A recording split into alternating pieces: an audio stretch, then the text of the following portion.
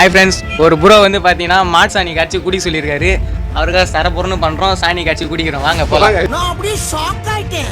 நம்ம வந்து மாட்டு கிட்ட வந்துட்டோம். மாடு வந்து சாணி கட்டியாக போடாமல் குழம்பு சட்னி மாதிரி போட்டுக்குது. இதை நம்ம கரைக்க வேண்டியது கொஞ்சம் ஈஸி தான். வாங்க பைக்கில் பார்த்து கரைக்க போடலாம். வாங்க சாணி அள்ளிக்கலாம். ஆளை பார்த்தா டம்மி பீஸா இருக்க, பயங்கரமான ஆளா இருக்கேடா. வாசனை ரொம்ப கமகமன்னு இருக்குங்க. காய்ஸ் வந்து நம்ம சாணி தயிராகிற மாதிரி தண்ணி ஊற்றிக்கலாம். வாங்க கட்டிக்கலாம் நம்ம சாணியை. நல்ல மாதிரி மாடாடி நான் தட்டிக்குது. நல்லா கூழ் குடிக்கிறது கட்சிக்கு ஊருக்கா மாதிரி இருக்கும். அதுக்கு பிள்ளைதான் வருது.